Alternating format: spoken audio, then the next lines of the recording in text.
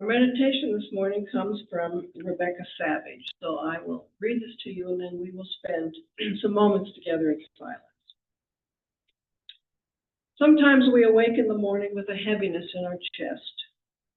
Sometimes we awake in the morning with the endless to-do list rattling through our thoughts, the nagging reminders of what was left undone yesterday, and the pangs of, I have to do it all again today, pinching at our insides. Sometimes we awake in the morning and would rather go back to sleep. We would rather escape under the covers, a rock, the bottom of the closet, and then the first sliver of sunshine may dance across our face. Beautiful. And then the wafting scent of a new day may glide over us. Beautiful. And then signs of life blossom around us to include inside of us. Beautiful. Beauty is our birthright. Just as we are born in love, through love, to nurture beauty is to return to our essence, to touch, taste, and experience creation as beautiful, as the fragile, wonderful, and wild interdependence with the spirit of life, that which is so much greater than ourselves. May beauty wrap and delight us and guide our way. May beauty be yours now and forever. Amen. Let's spend a few moments in silence together.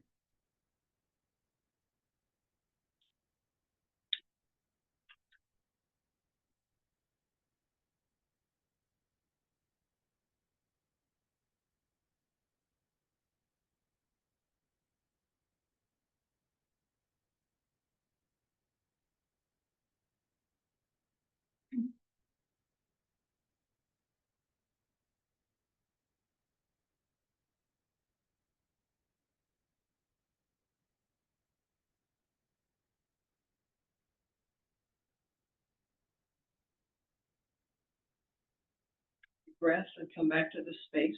And if you're like me, I feel immensely grateful for air conditioning and water that I can drink. So now it is time for our guest, Jeff, Darren Muse, but Linda Rice is going to do a little brief introduction of him before we get him set up with the microphone. Just hold it up to your mouth. Oh, just hold it? Sure. Is that good enough? Okay. Works for me.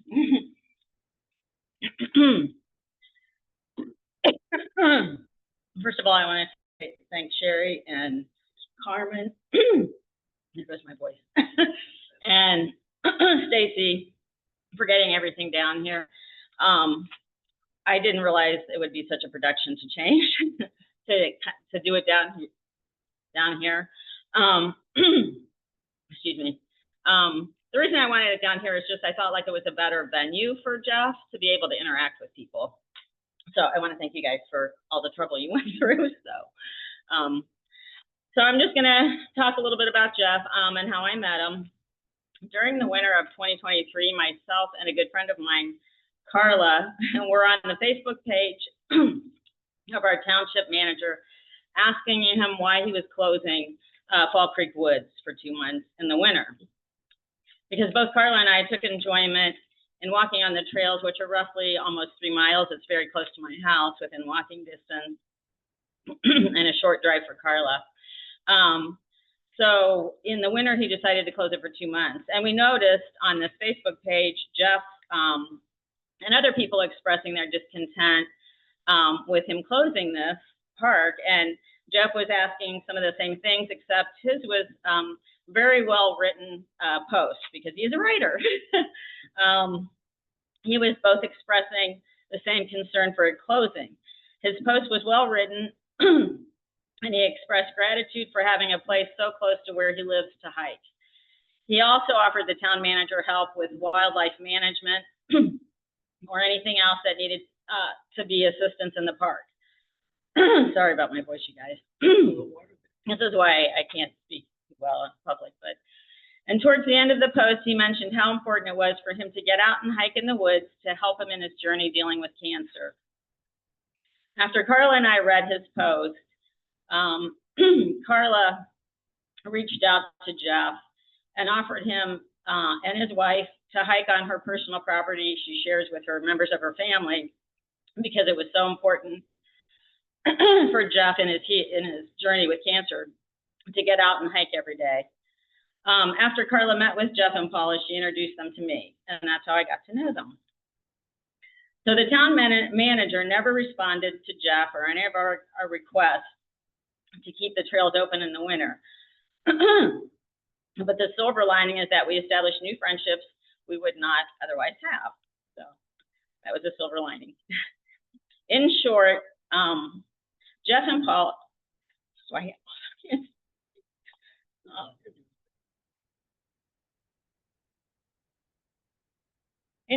Jeff and Paula had a rapid transition to fishers in the summer of 2023. I don't do this one, I practice at home. In July of 23, Jeff had emergency brain surgery for removal of a glioblastoma tumor. Given the short life expectancy associated with this type of brain cancer, Jeff and Paula were suddenly faced with major life-changing decisions. One such decision was to uproot what they thought would be their forever home in Santa Fe, New Mexico, and move close to Jeff's family in Fishers, Indiana. It meant leaving the beautiful West they sought to settle in and endless mountains to hike, and leaving their established friends. It was at that time also that Jeff was getting his book, Deer Park Ranger, published. So this all culminated at the same time. Jeff's book is comprised of essays of what it means to be human, to suffer setbacks, to have periods of insecurity, what it feels like to be restless, and to suffer periodic depression. His accounts of his career and places he's lived and worked account both for the beauty of the wilderness that he experienced and also the tough trials of a career of a National Park Ranger and educator. One of my favorite parts in the book is when he was teaching an environmental class. I think it was in Wisconsin. And he decided to email his students multiple points of advice about sustainability. Basically, he was talking about sustainability in their careers. They were environmentalists, and how do you sustain yourself when you get pushed back, when you're trying to promote environmental sustainability, and how everyone falters at times due to the real life getting in the way. But he also extrapolated sustainability just to personal living. And this last piece of advice he gives embodies what Jeff is today: a hiker, a writer, and a cancer fighter, fighting to sustain and care for our environment and to sustain himself through his cancer journey. So his last piece of advice to his students, he writes, and last but not least, go outside. You'll never regret a hike. If there's anything I would prioritize for a sustainable life, is a life devoted to the environment, to caring for it. It's time out of doors and time out of walls and out of ceilings. It's time to get muddy, slushy, sweaty. You will not care for what you do not know. Start now, start knowing it. And that's what we'll do Thursday. A trail can teach you what I cannot. So with that, I also want to say congratulations to Jeff because he's made 2 years post-diagnosis, and he still keeps caring for the environment, picking up trash in Fall Creek Woods, and educating and teaching all he can and still hiking. And with that, I'll turn it over to Jeff. I hope he'll do a better job than I did. Linda.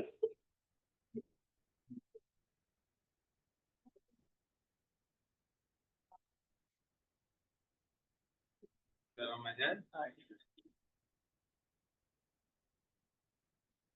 Oh, and Linda, this was water for you. Oh, water doesn't seem that well. Okay.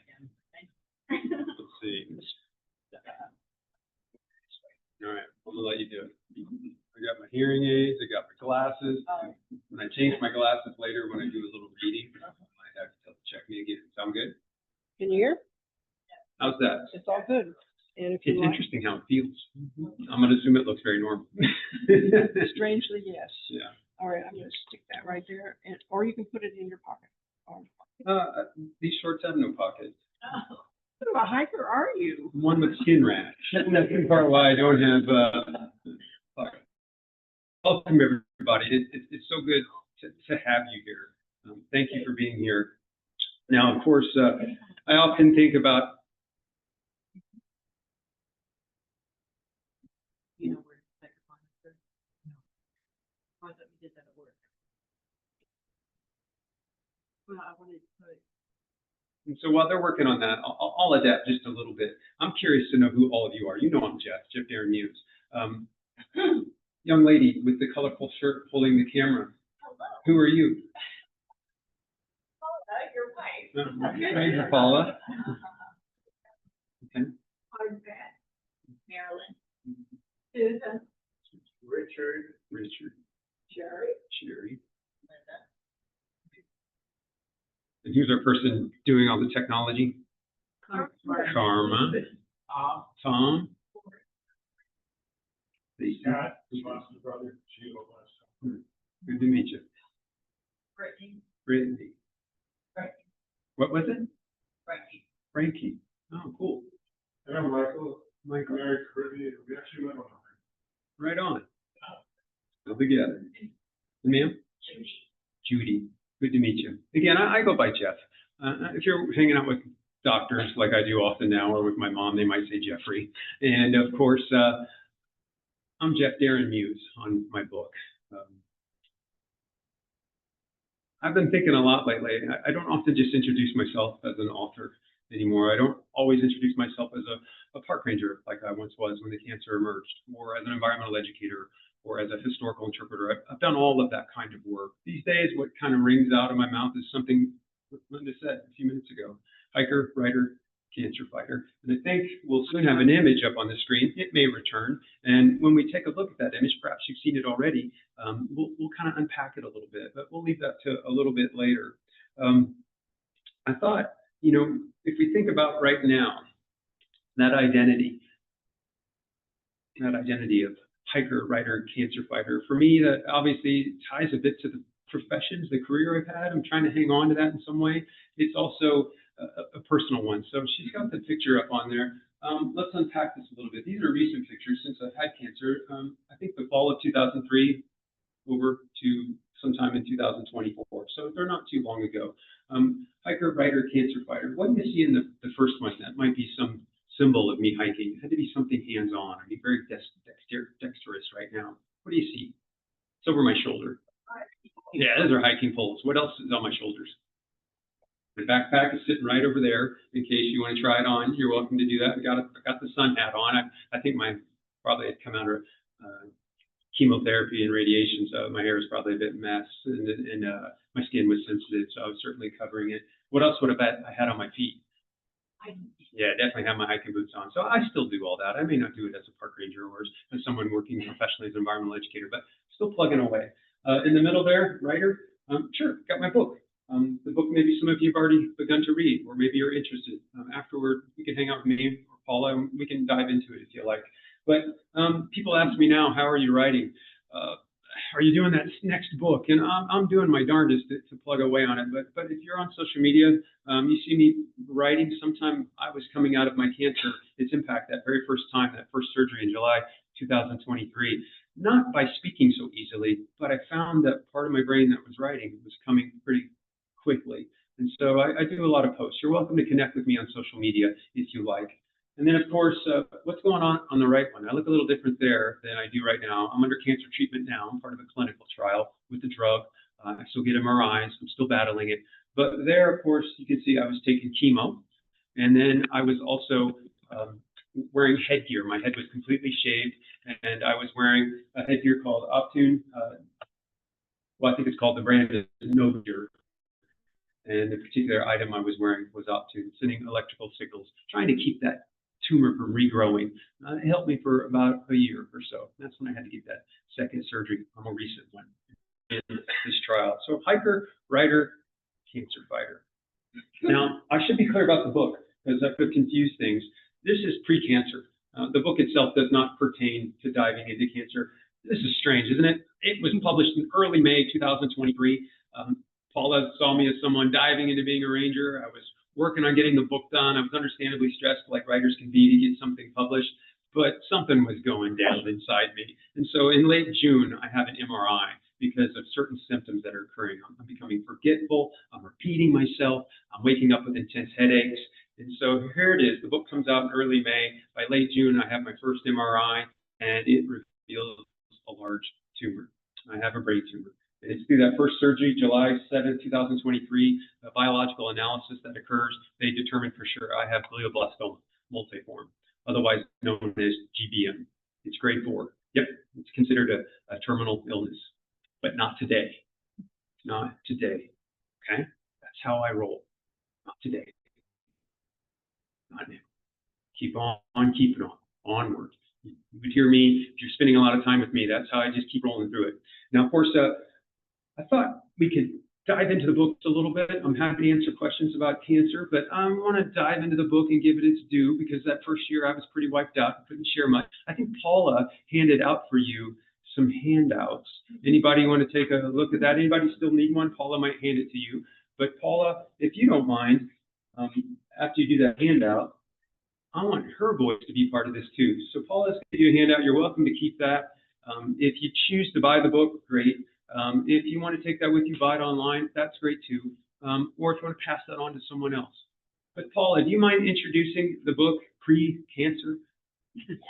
Where are you going? You're going around the long way. Okay. Okay. So Paula, you're going to need to be nice and loud. Can you slide in just a little bit so they can hear you?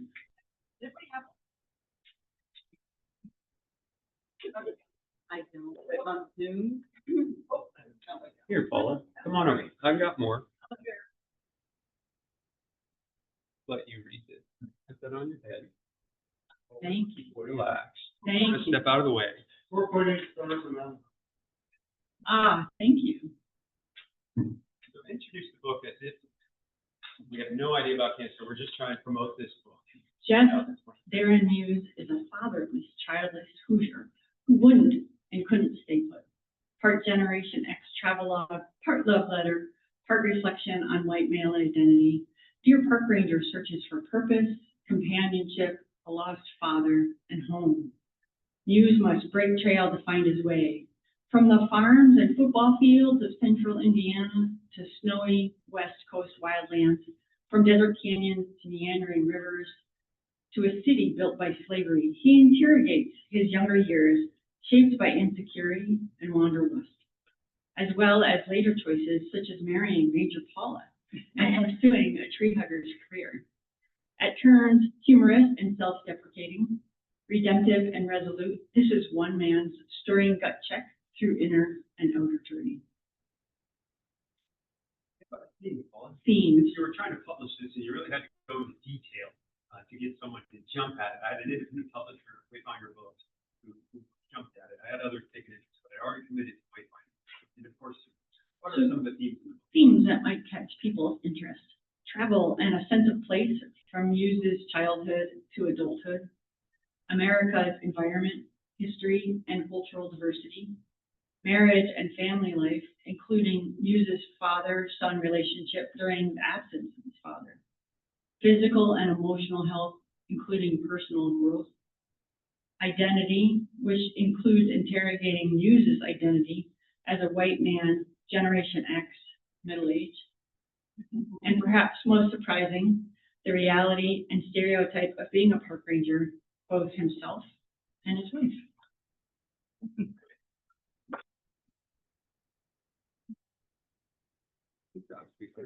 Way to be spontaneous there. Forced her into wearing the microphone. Anybody read the book? Any of those themes jump out at you? She began to reveal some of the themes you were drawn to, but certainly you connect very well with your outdoorsiness, your hiking, your exploring the land you live next to. You spend a lot on it. Any other themes jump out as you read through it, or maybe you're intrigued now? I'm just curious. And you hit a lot of points with me. Okay. I remember 1969 when you lived with that. And the Ministry of the East Side was electric for sale. So did my grandmother, Western Electric. Can you repeat what Yeah, she said she remembers the late 60s, 1969, year I was born, but I make the mention in the book, in one of the essays, I think I make mention of my grandmother working at Western Electric in the east side of town, the place where you had worked. And I lost my dear sister-in-law over 20 years ago from the cancer you had. Oh, And it's amazing what for 20 years created in science that you're here today. yep, And 20 years ago, it was yeah.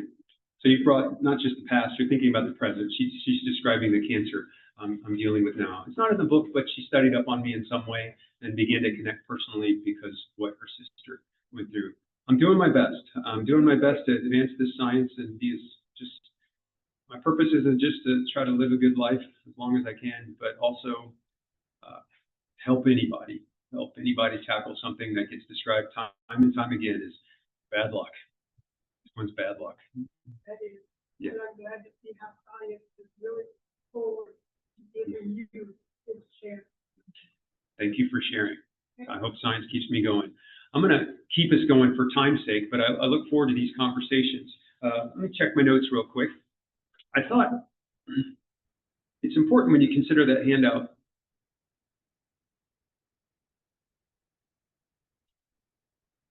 Just reading my notes. Let's ponder that by what I created to publish, Dear Park Ranger. Paula, she hands it out. Might any of this be helpful now? So you're describing that. Indeed, I'm working with a counselor on exactly that question and plenty more. You made reference to depression. I have wrestled with some form of depression throughout my life. From a young kid onward. It's nobody's fault. It's just the way it is. It's just something within me that I've had to unpack.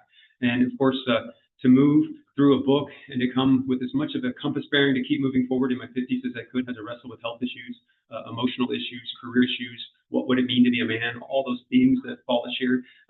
Imagine then getting hit with a terminal illness. I did have that 1 month. I had essentially May to June where everything was like, here we go, I'm being a park ranger.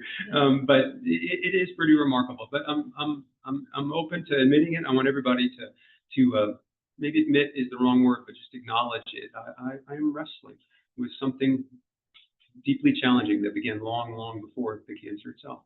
And that would be depression of some type. So I would recommend that to anybody if you can. Don't be afraid to unpack that. Now, having said all that, I thought we would take a moment to reflect on something I know you were hoping to share. We're going to do it now. What am I talking about? No, we're going to take everybody hiking to Fall Creek Park. I'm talking about the video. Oh, the video. Now, so imagine here I am, a hiker, writer, cancer fighter. I'm trying to get my book out there. We spent a little time examining it when it was published. Bring us to today. I was fortunate. I go to Phoenix every month. That's where my clinical trial takes place. You know, I had that recurrence. I had to get that surgery back in October 2024, about 15, 16 months after the original. I entered into a clinical drug trial. If you ever look it up, it's called BDTX 1535. And so that started surgery in late October, on the trial by November. I'm still doing it. If you looked at me, why am I wearing the shorts? I'm glad to see so many of you wearing shorts, but I have a lot of rash. That's one of the side effects of this treatment. I deal with some other issues too. I'm happy to talk about it, but I'm not thinking about it too much right now because we're doing something else. So I happened to be back in Phoenix last week, I guess it was, for my latest interactions with various doctors, a neuro-oncologist, a neuro-radio-oncologist, and I also was contacted, Jeff, would you be eligible for an interview? I didn't quite know what that would look like, but it was ABC 15 in Arizona. I happened to hop on Facebook and I saw that they had 1.7 million followers. And I didn't know how many people might watch it either. But last week, July 16th, was Glioblastoma Awareness Day. Let's take a look at the 3-minute video. I believe it'll be online, and that way anybody can get a good glance at it. Please share.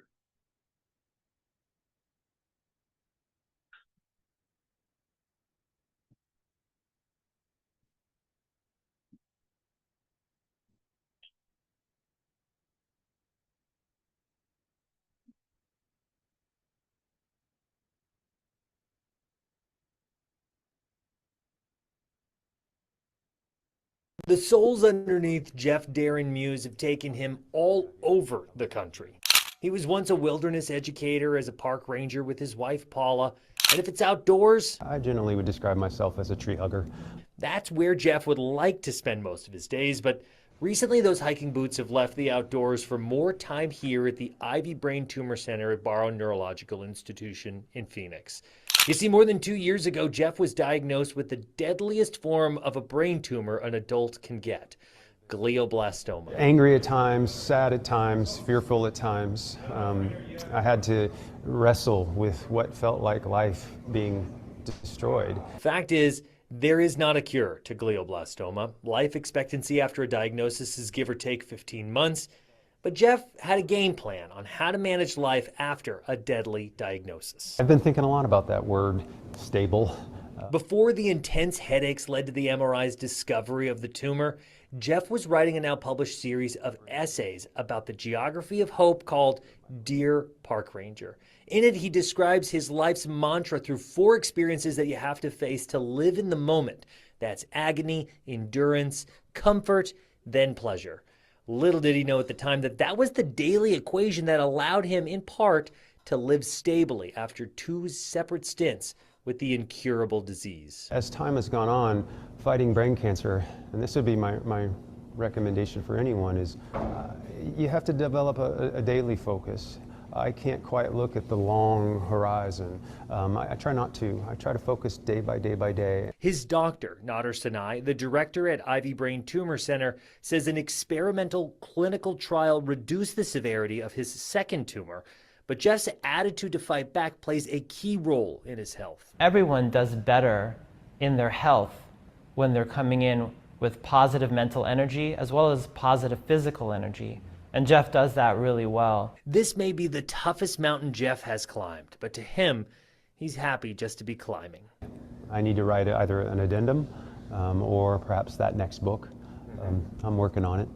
Jordan Bonnke, ABC 15, Arizona.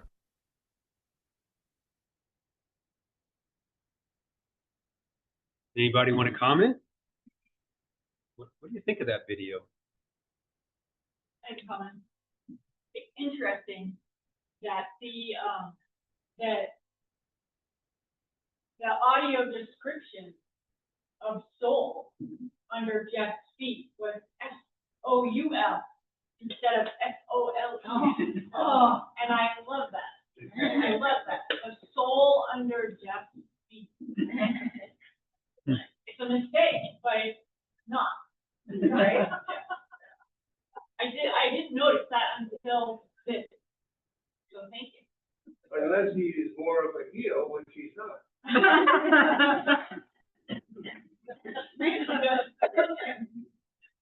Any other reactions to that video? Paula was commenting on whether it was a mistake. They were talking about the soles of my feet, S-O-L-E, but what they wrote was S-O-U-L. Yeah, I'll have to take a closer look myself. I was thinking the sole of my shoe. As a person who's been involved in healthcare for 50 years, I mean, it is still astounding to me, the difference in cancer care from when I started out as a nurse in 1971. And it's just fantastic. And yet we know that it's not all that it could be yet, but the opportunities for being cared for in a whole different way. And I also think what's changed a little bit is that the carers are much more able to focus on the person as a whole. Not just that part of your brain that's invaded. Yeah, the treatment, the standard of care treatment for GBM, if it's operable, you go for it. Depends on the part of your brain it's in. Mine was operable, that left temporal lobe here. Don't worry about this piece. If you read the book, you know all about the mini bike wreck when I was a kid. That's from 5 years old, but this is the place where I've had the 2 surgeries. I had operations to remove that large tumor in July of 2023. That's the location in October of 2024 where they returned. Of course, that first surgery was followed by a chemotherapy as well as radiation. Now I'm in a different trial. I'm trying on a drug that helps penetrate the blood-brain barrier that hopefully is doing its job to keep the growth of that tumor. But do keep in mind that the challenge with glioblastoma, GBM, is that you essentially have the cells of this cancer in your brain. It can manifest in different locations. And so I'm headed back to Phoenix. I guess my next MRI is going to be August 13th. I'll be meeting with a neuro-oncologist. I'll be meeting with a radio-oncologist. Keep in mind, because I'm also here in Indiana, I have ties over here at IU Health Neuroscience Center downtown. And I get different viewpoints of those MRIs, and we will dive into the next step as I need to. But for now, let's see if I can get these rashes on the screen. You can take a look. This is some of what you endure when you dive in. I deal mostly with side effects right now. Are you the most physically fit person named? Am I the most physically fit person? Physically fit, yes. One of the most physically fit, because you still hike and recently biking, and the physicians have seen. Sure. I mean, is that they regard me. I mean, I'll go with what the doctor said. I don't want to misspeak, but I'm regarded as someone who, when this began, I've been a backcountry ranger, hiking 15 plus at a time. I was dealing with such symptoms as headaches. Ultimately, some right side of my body was losing a little bit of its coordination because I had such pressure coming from the left. So I was a fit guy, and I went into this second surgery as a fit guy, hiking a lot, including with you, biking, doing the best I can. I'm someone who needs exercise. I learned it long ago. It creates endorphins. I've already mentioned to you once, what's something I wrestled with all my life? Depression. And so exercise has been one way I've navigated through many ups and downs. So maybe that's helped me. Dr. Umamara did say that he is one of the healthiest people in the trial. Yeah. So that was awesome. Yeah, stay as healthy as you possibly can. I don't want to misrepresent for anyone who's tackling this. I encourage you all to keep on keeping on, one way or the other. Okay? And let me just capture really quickly what I'd written here. Thanks for sharing your comments. I said, for me, that video, it captures not only how I fight cancer, but also how I fought depression as as Paula said, a fatherless, childless Hoosier who couldn't stay put. And so I love how they put up on that video something that maybe writing this book helped me. Did you guys see the way they put agony to endurance, to comfort, to pleasure? The way I shared it with them is by arrows. Every morning I get up and I have to wrestle with some amount of physical agony, emotional agony, spiritual, whatever it might be, and I have to move into endurance, eating right, hoping to either deal with diarrhea or constipation or whatever the side effects might be. But I'm always moving toward comfort, and then onward. What do you think we're doing right now? What do you think it is for me? Is this agony? Is this just endurance? It's even more than comfort. This is pleasure. This is joy. Thank you so much. It helps me keep on keeping on. And I encourage all of you to find your way to move through what the doc would call a mantra. I called it my daily equation, and then suddenly I heard them talking about Jeff's mantra. I'm like, what? Jeff's mantra? What are they talking about? And it's what they say when I say agony, endurance, comfort, pleasure. So mantra.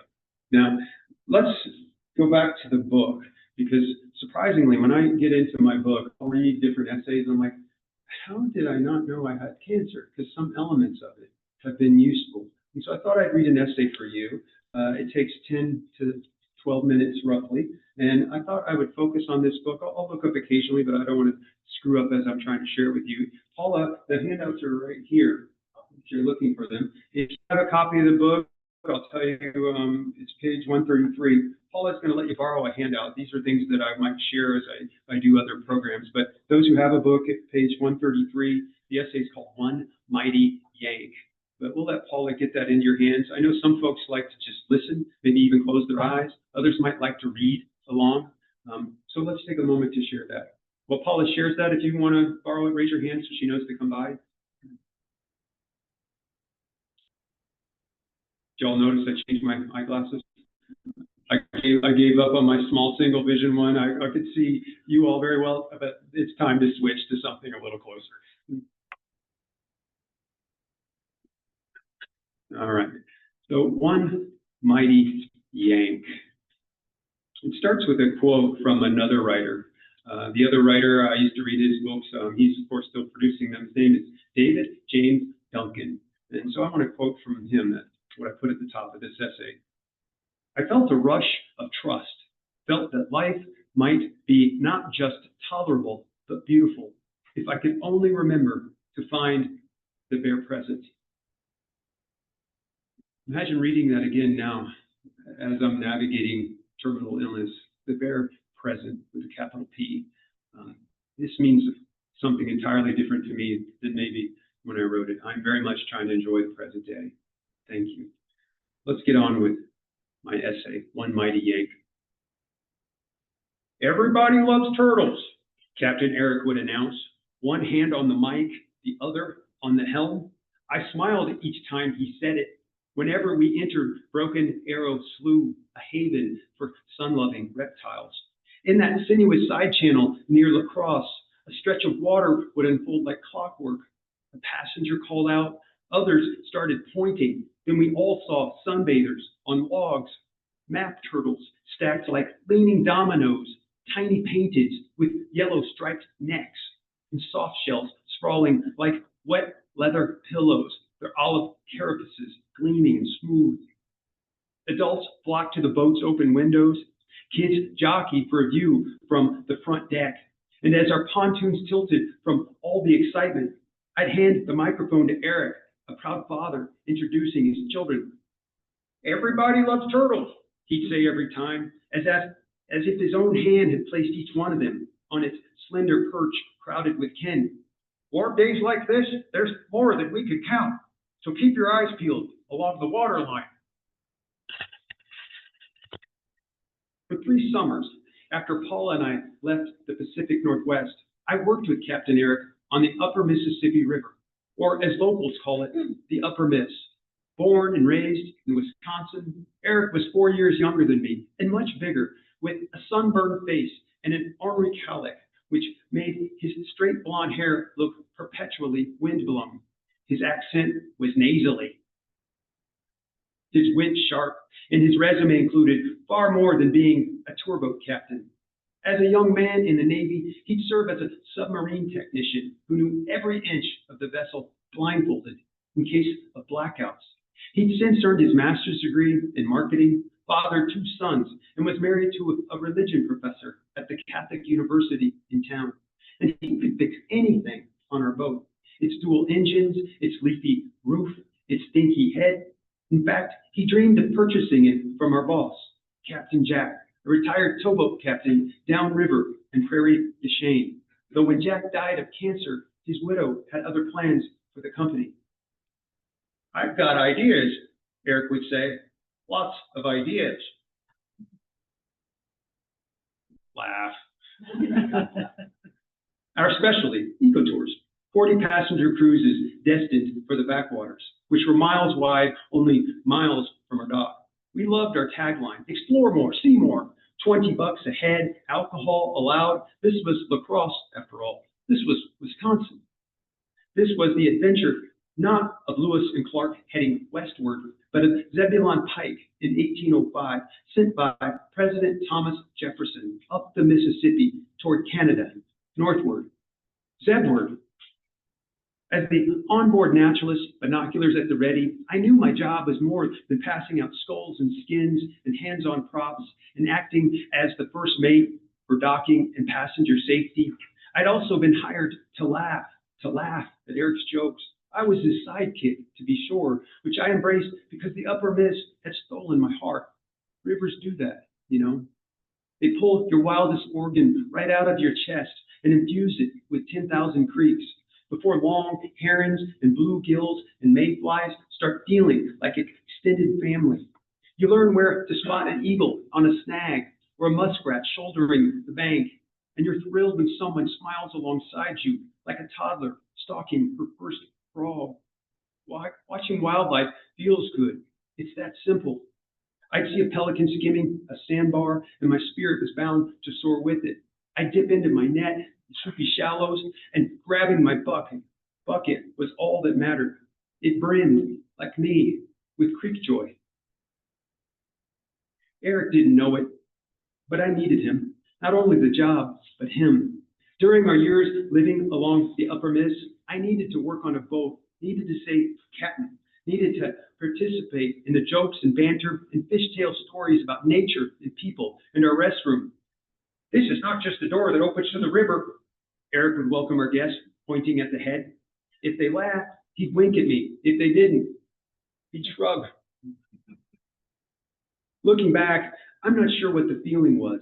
Camaraderie, brotherly affection. What was that rush of little boy excitement compelling me to make up silly words? All I know is I felt reborn each time I descended the aluminum gangway leading to our dock. Clump, clump, creep joy.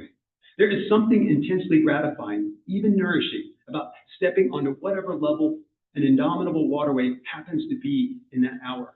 Whether it's rising with the runoff of upstream storms, or of snowmelt, or from the spring thaw of an immeasurable layer cake of frozen soil, or when it's falling, summer-worn, destined for drought. Rivers remind us that the world is bigger than us. Our worries, our griefs, it's bigger, it's stronger. It will carry us along to new territory. Certainly, clumping down the gangway my first time, I understood I was born fewer than 500 miles from La Crosse in central Indiana, which made me a native of the vast Mississippi watershed, specifically Buck Creek, which feeds Sugar Creek, which feeds the White River, which feeds the Wabash, which feeds the Ohio, all bound for the Big Muddy. But I was not native of the upper Midwest.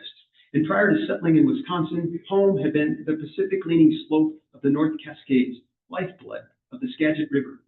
Paula and I had moved to La Crosse for her job with a new agency after she had decided to sue the Park Service, her employer, for more than 2 decades. It would be a sullen, secretive, paranoid fresh start. Our dreams had dried up. Our marriage nearly had. One lonely winter's week, we'd driven across the pale, brittle hues of the American West, the topography flattening each mile eastward, and had descended Minnesota's bluffs to traverse snow-white sloughs and skeletal, leafless islands. The sunsets behind us had been as pink as salmon, creatures we'd cherished as Northwesterners. For years, we'd lived along a whitewater stream, racing to balmy Puget Sound. But looking across the frozen upper Miss, its ice-dotted with anglers and 4x4s, we'd wondered how anyone could survive in that place. Its Januaries, bone-chilling cold. Yet the harsh weather faded quickly that year. No snow, even in March. And soon we were lulled out of doors as migrating birds returned in waves. One day it was sandhills, next it was warblers, then came autumn and all the tundra swans, their honking a boisterous song from the Arctic. Onward, onward, onward. We were carried along, I see now, by the rivers, the birds, each other. To hope is to give yourself to the future, Rebecca Solnit wrote, and that commitment to the future makes the present inhabitable. Let me say that again. To hope is to give yourself to the future, Rebecca Solnit wrote, and that commitment to the future makes the present inhabitable. I agree, and yet I don't. That sounds like something Captain Eric and I would debate in the quiet moments between tours, when we cut to jokes and bond over heartfelt words devoted to exactly that. Whether we were merely savoring the present through huckfin forays, through meanderings, through eagle spotting and macroinvertebrate sorting, or if we actually had a plan for the future, a plan each of us could call a career. I tell him about my circuitous past, my mistakes and misgivings, my struggle to reinvent myself after management jobs and ranger jobs, plus my work at the time on a second master's degree, creative writing, which seemed to be in those moments, and in this sentence even now, the most useless degree anyone could pursue in order to better his employment. And Eric would talk about his own dreams, his own woes, surprising me with lines like, I would have been fine not having kids. Singapore, what a cool place. Or, when it comes down to it, I might be an atheist. Man, I love that guy. His ideas, lots of ideas. And don't forget his strength. One time on the waterfront near our dock beside the levee, as the upper mist muscled along in its surly, opaque channel, A tourist fell into the water. He panicked and soon weakened. As he clung to the dock, his feet flailing downstream, Eric leaned over the edge and with one hand, one mighty yank, lifted the man to safety. It took all of 60 seconds for the scene to play out. The life-saving, the sound of the saving. And in typical Wisconsin fashion, there were no cheers or hugs or long speeches afterward, only a big man doing big man things, followed by jokes. Or so I heard. I wasn't at work that day. Michelle, a part-time student and full-time mom who often covered my days off, told me about the incident, and I believed her. I believed every word. Eric inspired her as well, entertained her, saved her, and together we'd save our captain through the nonstop schedule of warmer months. We'd laugh with him, pass the microphone, and fill our buckets in the backwaters. It may not have been the best job I've ever had, but the best coworkers, you betcha. Sure enough, when I started teaching as an adjunct at the University of Wisconsin-La Crosse, seldom did I converse with the professor and hear what Eric had offered. Curiosity, modesty, and empathy, a sense of humor, a joke. My colleagues on campus, by comparison, seemed cynical, at times backbiting. To pursue a PhD felt pointless. Tenure, what a drag. But whenever I stepped out of my classroom, taking a weekend shift on the river, I became a little boy all over again. Clump, clump, hope. What a tricky word hope is. So prone to typos. Change H to N, you've got a letdown. P to L, a reminder. Stop digging, or deeper and deeper you go. Thank goodness for Eric, one mighty yank. Thank goodness for turtles. Thank goodness for the birds that saved my wife, heading Zebward, Zebward, Zebward.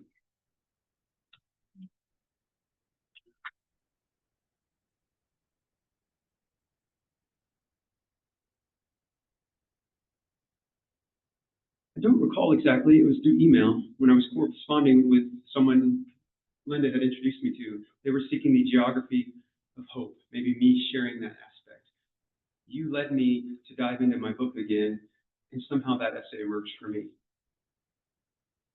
The geography of hope. What's your geography of hope? Where do you go? What do you need? I'm curious. Anybody feel like sharing? I think you were at the beginning of your talk talking about Wisconsin and the word Zeppelin, right? Yeah, Zebulon Pike? Zeppelin is the one that was the inventor that went on to do hydrogen, not blips, but rigid forms of light that led to eventually to the Hindenburg. Yes, Zeppelin did.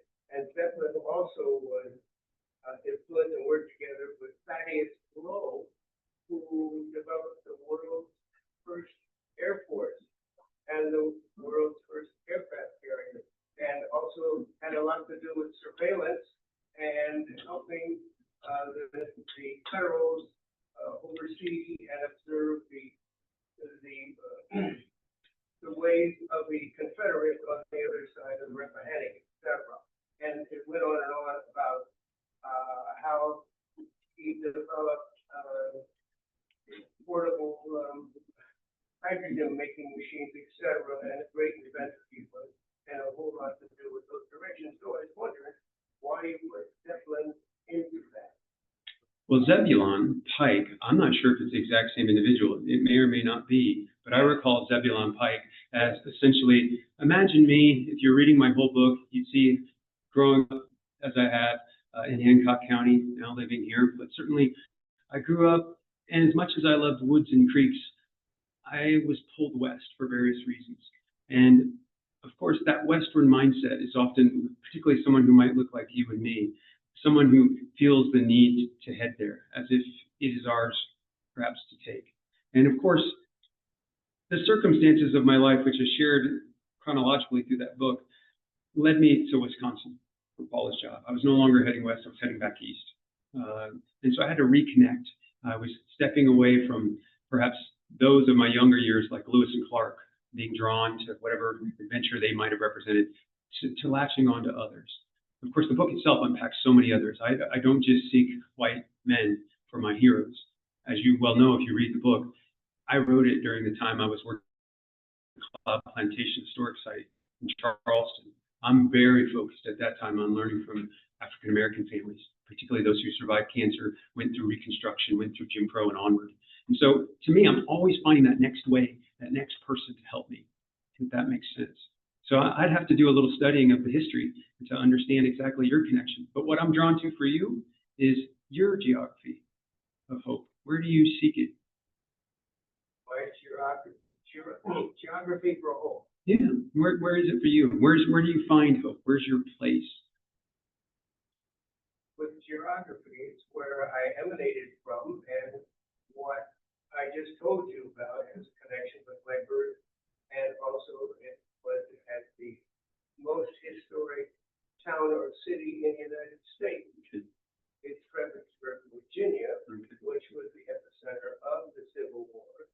And so I learned a lot about that, therefore about Thaddeus Rowe, and therefore about this person called Zeppelin. And that's what I thought you meant, but I think that's where Zeppelin derived from. It sounds like your study of history is part of what helps you. Things, yeah. Yeah. You mind if I go to the next person? Sure. Okay. Hope, geography of hope for you? For me, that's always been outside, Outside. especially if I could be alone outside. My favorite thing to do, I suppose we wouldn't do this anymore, but I lived in Colorado at the time, and I would go backpacking by myself. And the time you could still drink the water out of the street, that's how long ago. Yeah, But sure. that was always a place where, at a bad time in my life, if I did that, I could sustain hope. So being outdoors, being in nature, being in wilder spaces. What if I told you my 28-year-old nephew, Henry, chose to leave Fishers for a break, and now he's living in Breckenridge, working locally, spending as much time exploring as he can. I think he's in the same position you described. Right now, it's where he needs to be. I have a friend that I was visiting in Idaho, and they have a whole mountain near Driggs. And we were doing a hike one day, and we got to talking about what it was that drew us to the outside. And she said, my real dream is that I could just walk into these woods and disappear. And I thought, I have felt that many times. It's like when you're in the dark woods, you know, it's like you could just melt in there and do whatever. Disappear into As the if woods. I could survive. Yeah. Well, I would say the woods where we met. That's perhaps my local church. That's where I spend my time. That's where I need to distance myself, or maybe not distance myself, but take that step farther from my terminal illness. I need to be in that place with the creek, with the woods, and pay attention to the deer who usually go late, or the herons, the eagles, whatever it might be. I understand completely your love of nature. One more. Anyone else? I have, where I live, I have 20 acres of woods up behind my house. And I now have friends out there. You were talking about your extended family as being some of the animals. And I have plants out there, specifically trees that I've become friends with. Yeah. Well, Yeah. and there's a one, I don't know, maybe 100 years ago, the whole lot was logged off, but not everything was taken. So there's I don't know, maybe 150-year-old basswood tree that's out there that I dearly love. And this one I'm going to get choked up over because there aren't too many left. I hate to tell people because I'm afraid I'm going to jinx it. But we have a wonderful old elm tree that still exists in that wood. I love that thing. And then my favorite tree was the great-grandfather of them all. It was an old oak tree, and I'm not sure what kind of oak. I think I told myself one time, but I can't remember what I said. An old oak tree that had at least a 5-foot diameter at the base, but it also had gotten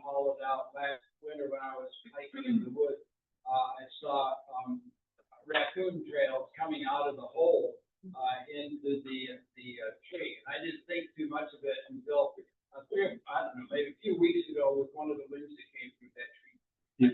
You know, and I feel like I've lost a member of my family. I get to commune with it a little bit because it's fallen partly in the trails that I like to keep clear, partly in the woods, out in the field, and I try to clear that up. So I'm working on clearing up the trees, so I will have more time to commune with it.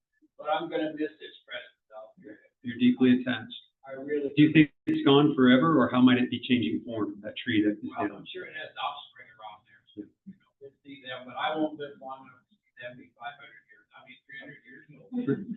Yeah, so when I think about Fall Creek Woods, Fall Creek is nearby here. We go upstream on the other side of Geist. That's Fall Creek Woods natural area, managed by, it would be in Hamilton County. But a tree recently fell, one of the older, larger trees, I believe it's beech. I met a young woman who spends a lot of time walking in that area with shoes off. And I was connected to the tree and she was connected, but she explained to me that she calls that tree Grandma Beach. And it had fallen, and her reaction to it falling was to climb all over it, to connect with it in a different way. We were both so deeply connected, but maybe just in slightly different ways. And we began to talk a lot about where might it go from here. I made sure to talk to Doug.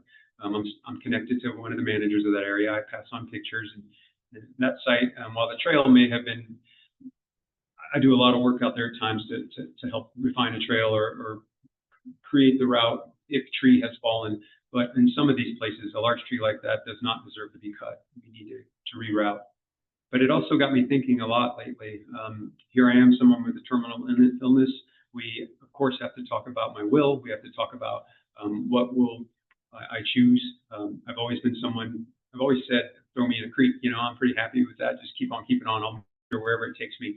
And but there's a part of me, because the amount of time I've been spending in Fall Creek, I've been thinking maybe I need to be, my ashes, so to speak, need to be put there.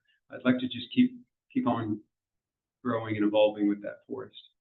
I'd like to say one more thing about that too, because what I have discovered is that there are always new people, pardon my using that phrase, but there are always new people to meet out in the woods. Yeah. And I am amazed. I've lived there for over 30 years now, and just this spring I met some new ones that I've seen forever, but never bothered to identify and didn't notice if anything different. And this spring I saw them as different, and I looked them up. So people you might have seen elsewhere, but once you were in the woods. I've seen them in the woods, but I just never paid attention. Yeah. Spring I paid attention. Interesting. And what that tells me is that I don't need to travel to other places. There's always more to live, more to learn just in that 20 acres than I will ever live on. So I'm perfectly happy. That's well said. You said that you don't always need to travel far, far away. You can go to, say, a local park or a local acreage like the 20 you're describing, and what you can reconnect with and learn from. I agree with you. You can imagine being a park ranger. Often I was wearing my uniform. If I was teaching kids a lot, I might have been helping them become junior rangers. A lot of people are drawn to national parks, and that's great. I'm glad they're very much into public lands as I have been. But I would always be helping families understand that I hope that you can get outdoors, that you're drawn to maybe natural history, maybe cultural history, that you're connecting not just with national parks or state parks or county parks, but maybe the backyard or the edges of farmland like I did growing up, and that you are finding beauty there, that you're finding the things you're describing. Connect. That's the goal. Anyone else? I want to honor the time, but I want to make sure you get a chance to share. About 15 years ago, I got to live in Alexandria, Virginia for about 2.5 years. And I was training for my girlfriend child, and very, very stressful. And very close to my office was a little park on the edge of an African-American cemetery. And this was a very urban area. I mean, it was, overbuilt. But there was this little, maybe 2 acres of land they left along the trail through it. And I used to walk it 3 times a day. And the first 20 times just walk through and don't pay attention. Then start paying attention. I saw foxes carrying birds around. all sorts of animals. There was a stream there that was full of turtles, fish, and what I saw a rat watching around it, and I'm like, not even gross when you see a rat. Yeah, sure. Watching around it, Sure. you know, this little area was just full of life, and it brought me a lot of comfort walking through there. And one of the things that I heard most was what happened back to my office. There was a little snake on the path about 18 inches. And like reared its head and it was snarling at me. We're like, you must be kidding. Yeah. It's like, it looks the size of my shoe. Yeah. But, you know, these creatures in the middle of an urban area live their life probably the way they would anywhere else. It's just really comforting to have that. Yeah. You know, most motels and motels, subway shops and everything else. Yeah. Over there. I don't know, a lot of people even notice that. They walk through, but most people just didn't really see the wildlife. Sure. We all need to maybe step out of the car, get out of the house if we can. Maybe some of us are hikers. Maybe some of us can only stand at the edge. Maybe these places need to be adjusted to some degree to make sure everybody can have access, whatever it might take. But there's something about getting into nature, or divinity, or whatever one might call it. Also, one thing I think I gathered based on what Linda taught me about this space, or what I've read, is how you all seem to have a diverse range of views. I appreciate that. Appreciate so much the ability. Imagine being a public servant, wearing a uniform and having to serve all. Sometimes folks have a MAGA hat on, sometimes a Black Lives Matter shirt, and you're doing your best to connect to all of them one way or the other. I have my personal opinions about many things. However, you're doing your best to just help people be interested in a place or each other, to take time to listen to each other. That's always been very nourishing to me. So I appreciate very much the stories you are all sharing. Yeah, I did get upset when the beavers would chew up the trees. Sure. That's a natural response, beavers chewing up the trees. Yep. Well, I'm going to wrap this up here. I was thinking about, imagine revisiting something you've written. I've been doing that with some of my emails from the past. I've been doing it with the book. I've been doing it with activities like this. I revisited this book in order to help draft this presentation, but somehow I was led to One Mighty Yank, and I read through it. And I was thinking of my time with Eric, who's still a friend. It's been a little while since we've seen each other. And I loved his, we might not have always seen the world in the same way, didn't have the same experience. Here he was, you know, a military veteran, unlike me. But we would connect and share so much. And yet we also needed nature. We needed those experiences we had together. Sometimes we focused on the urban environment around the river, other times the wild environment. And so I'm doing that now. I learned how to do a lot of this long ago. So yeah, I got terminal illness, but I've already learned a lot about how to navigate this. I'm going to hang out. I'm going to put away this microphone. I'm going to allow you all to continue on in whatever way you like. I'm probably going to hang out over by the table. If you're interested in the book at all, Paula handles the money because I got cancer. My brain's a little wacky, so I let her deal with it. You have handouts. You can see you don't have to buy a book. But if you choose to buy one cash, we'd love that. At $15 cash, we've got some change. We can make that happen for you. Generally, when folks buy them online, they're paying whatever the source is asking, which I think is $18.95, and then taxes. It's completely up to you. Of course, you do not need to buy the book, but I hope that this experience inspires you to share. I want to thank you all for the caregiving you're doing for me. Yeah, my mom has to do it all the time. My wife is day by day by day. But to be able to step out here with others adds to that work. Thank you so much.